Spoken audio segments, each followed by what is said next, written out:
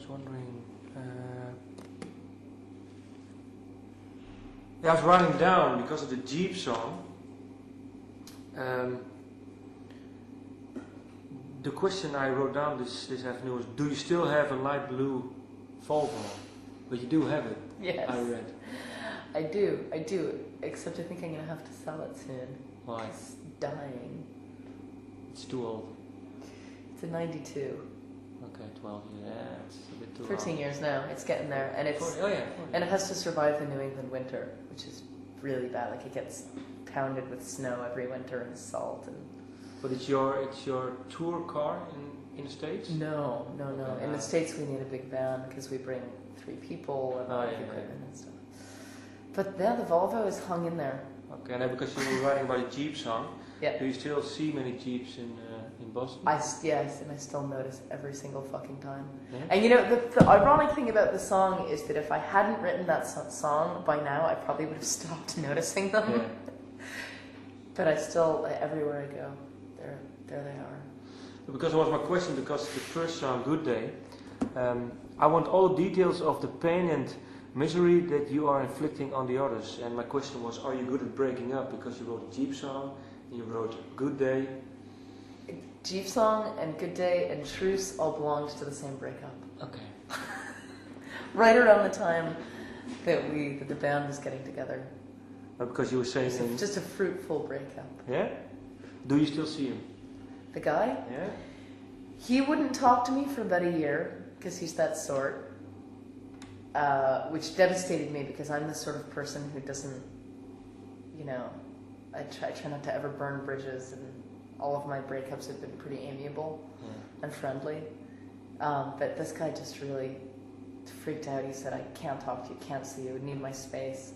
But about a year after, beautifully actually, while we were recording this record in New York, it turns out that the studio in New York was like 10 blocks from his apartment. So while we were recording the record, and I hadn't seen him in a year, we got together for a walk and a cup of tea, and it was totally great. So peace was made. Do you believe in fate then? I believe... It sounds a bit like fate, you know? Yeah, I mean, I believe that life is full of meaningful coincidence. Okay, that's a nice way of saying it. Because you were saying, I am the tower around which you are... which? You orbited. Yeah, orbited, yeah. Well, that's very interesting, because all these things were happening at the same time. I broke up with this guy. We were living in Boston, and he moved down to New York, and a few months later was September 11th. Okay. And I hadn't talked to him, and I knew he was there, and I was really worried. It was the day it was happening, and a few hours after, watching the planes hit and thinking, what's going to happen? What's happening? I tried calling him to see if he was okay. And we spoke for just a minute. And those two things are always indelibly marked in my brain as what disaster sort of does to you, what tragedy does to you, how your relationships get thrown into perspectives. And for the next few weeks, that song was sort of, I think the song was already germinating, and then that happened, and it took this turn. Because the tower, okay, you can see it as the Twin Tower. But yeah, that's what it is. Okay, sorry, it is. Okay. And 2 other songs I combined. It's Girl, a anachronism, and Half Jack. Do you feel feminine? Do you? Sometimes I do. Yeah, I mean sometimes I feel incredibly feminine. Sometimes I feel very masculine. Yeah, because you were saying that. Okay, let's pick the first song. Do you feel out of time sometimes? Yeah, well, I think that's really what that song sort of touches on. The song started as a joke, sort of a joke with myself, which isn't very funny, about the fact that my mother, I was the cesarean section cut out, and my mother asked the doctor to change the date because she liked one date better than the other. How come? Was it Friday the Just, 13th? it was just this weird superstition. Okay. And whatever. And I always thought that was sort of a, that I could make some artistic joke about the fact that since I was taken out a day early, which I was, or a day late, or whatever it was, that threw me off from the beginning. I had a bad start. Okay. And that's why I'm always late or early, or things are just like slightly off kilter because I didn't. The timing wasn't right coming out, and I thought, well, it's a good premise for a song, and that's where the song started. But then, of course, it became about other things, not feeling a place with my generation, which I don't really. Confused by people around me all the time and why they're doing what they're doing, and wishing I'd been growing up in the 60s or whatever it is. There's always that feeling that a lot of people have, especially this generation. I think that I'm not supposed to be here now. That things are too fucked up. Yeah, but I think now once you are now you're touring the world. Yeah. And it's going pretty okay for Dresden Dolls. I think now that feeling is maybe out of time. The feeling of being out of time is out of time because now you see people relate to what you're singing. Well, yeah, it's sort of like a zeitgeist thing. Yeah. If we all feel out of time, are we then in? Yeah. That's a good question. I don't know. Okay. Let me see. Coin-operated boy. Well, I want a coin-operated boy. Why? I don't want a coin-operated boy. You don't want it? No. I understand the sentiment of wanting that, and I think, in a sort of insecure way, that's what we all want. But I think I know better. Okay. Let me see your diary because I read some nice lines. Life as it should be. It's written on 7th February. All friends, all art, all music, all love, all the time. Yeah. That sums it up. Perfect.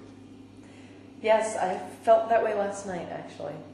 Last night, I mean, you go on tour and sometimes it just feels like this isn't what I signed up for. This is just work. This is just, one place to the other, never really experiencing anything, coming in only experiencing the dressing room and the bus and the stage and never getting out, never, connecting with people and feeling like you're going all over the world and you're seeing nothing except for yourself and the press and your band and your crew.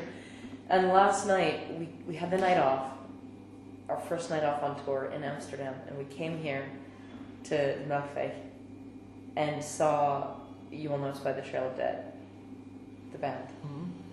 And they were amazing. And I brought them a CD because I loved their new CD, and I was really psyched to come see the show. And we sort of snuck back here, and we were like, "Hi, we're the Dresden Dolls. Here's our disc." And they were like, "Oh, it's the Dresden Dolls." And we were like, "Oh, you know us?" They're like, "Yes, we love your band." We were like, "We love your band." Everyone was hugging, just drinking, dancing, laughing. We all went out, stayed up till 4 a.m, going to a club and dancing to 80s music and just exchanging all these stories about everything. And that feels like that should be happening every night. It happens so rarely that you actually get a moment like that where you're like, this is what I meant. This was my fantasy. But what keeps you then? What keeps you going then? Moments like that, and the knowledge, the gradual growing knowledge that this is, and I sort of knew this all along, and so did Brian, this is not really about living rock and roll life, having fun, meeting people, going to parties. It's work.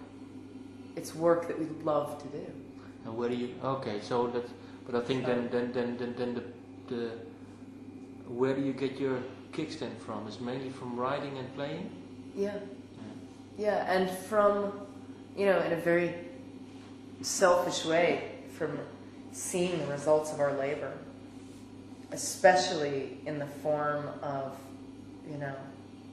our feedback from the fans.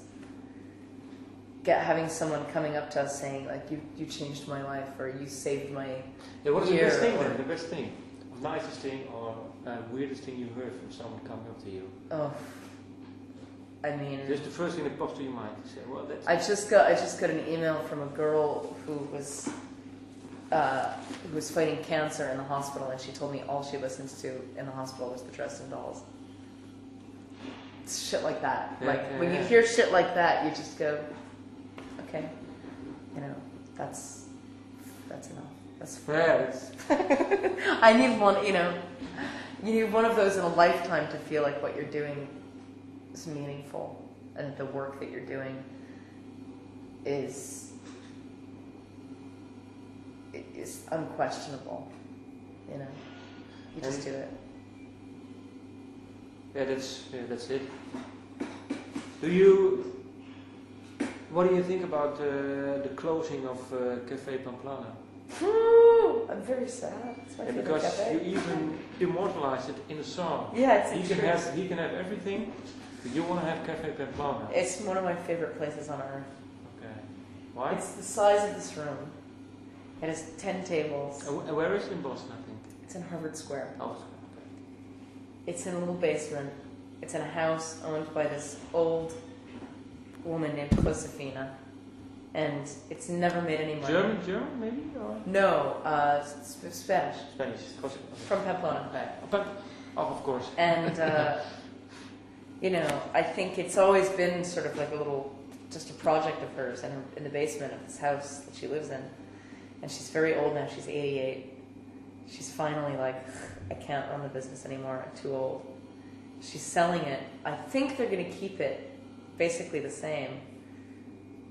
But who knows what's going to happen. But that was my home away from home. That's where I sort of escaped to as a troubled teenager. I would show up there. It was in the city. It was away from my parents, my house, and I would go there and I would read and write in my journal and feel bohemian. That was, and that was the site of many meetings. I met a lot of important friends there. So it just feels a little bit like, I haven't had an experience. Sometimes people say, well, when your parents, they move from the house, It's kind of like that. You were brought up in. Yeah, it's a lot like that. It's an emotional landmark in my life. Oh, because you were saying it on Sunday, December 26th. So, okay.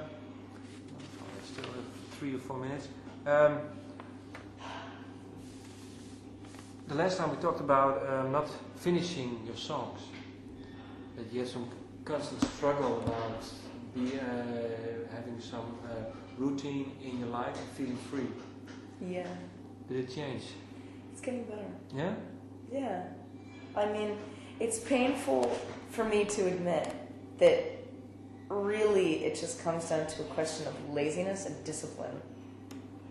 But That there's barely anything artistic about it. It's really just like, can I force myself to sit here and finish this song? Because you always can. Even if nothing comes, if you sit there and you have the discipline to not just be distracted and take off, something comes. The song always gets finished. And it's literally a question of, it's like going on a diet. You don't want it to be so simple, but it really is. You just have to not eat that. And you just have to go exercise. And they're very simple things, but it's all willpower. It's all just, and I wish it were more complicated. I wish there was some sort of like, my muse didn't hit me today. I'm not in the right artistic space. But it's nothing like that. It's just, when you get an idea for a song, are you going to fucking sit down and do the work? Or are you going to say like, oh, well, this would have been a great idea. I'll write it down and maybe I'll come back to it later. And it's, as I become more disciplined about everything in my life, which I have to, I find, especially on tour, it's very difficult to, the schedule and stuff on tours can be really, really difficult. And you have to make sure you eat very well, you sleep enough, you don't drink too much, and all these things. You have to be like an athlete, basically, or you are down the line, you're going to get screwed. It's the same thing. So as I'm trying to get more disciplined in all the areas of my life, that's just a big one of them. Especially because now we're home for really teeny windows of time. And I know I've got an idea for a song. If I don't write it right now and give it 45 minutes or an hour, it's never going to happen. But doesn't that take away the joy of writing? Or I never had any joy in writing. It's always been work. No, it has. It's always been hard work. Okay. It's always been hard work, and the joy has always been in finishing. Yeah. And the playing, Okay. and the listening back to the recording, saying, "Thank God I did this." But the actual doing, even when I was 15 years old and writing songs, always felt like I have to get through this so I can get to the end, the good part, having it done. Have you already written some lyrics to the? Let's say, what are the subjects going to be for the new songs? Well, most of them are already written, and some of the songs that are going to be on the new album are from the back catalog. Oh, They're okay. like 5, 6, 7, 10 years old, some of them, and it's like the subjects are as crazy as the last album. They're sort of all over the place. I haven't had any huge significant breakups, Okay. so there's not much breakup fodder. So there's not a lot of songs about that. None. No, because sometimes when the first album is your album, from the life you had past you, let's say 20 years or something, or 22, and then the second album sometimes more or less sums up the There's the both. things that happened from. Okay, you know. Yeah, no, there's both. I mean, I'd say probably maybe a third or half of the material on the new record is going to be written after everything got recorded for this one. But do you see then differences in content and lyric, or? Yes, I do. I mean, it's hard to say exactly how, but there's I think there's a maturity. I'd like to think that there's a maturity in the lyrics. I'm also one of the things that I notice that is very frustrating, but I try to prevent myself from feeling frustrated, is that I think some of the music that I'm writing nowadays is simpler, but deliberately simple, easier to grasp, and that I'm not thinking that I have to make things strange, have to make it a little more complicated, just let it come out the way it comes out instead of feeling like I have to embellish on things, and that's a discipline in itself. And I think that's because you're now more secure about your songwriting. Yeah, it's true. I can let myself write simple songs and sort of get away with it. I mean, there's a song on the record that's 7 minutes long and 3 chords, which is you don't have much of that on the last album. What is the title? It's called Delilah. Delilah. It's about A girl a girl. named Delilah. Okay. It's sort of this is an interesting thing. There's a couple of songs, now that you bring it up, that depart from the kind of songwriting that I've done mostly up to this time, and that's the works of complete fiction. Okay. I mean, obviously taken from emotional experience, but like real fictional situations, characters. That's something that I never really played with, and for some reason it's happening now more than it used to. Not sure why. I will think about it and maybe we'll discuss it next time. Next time. Yeah, Okay. This is great. Thank you.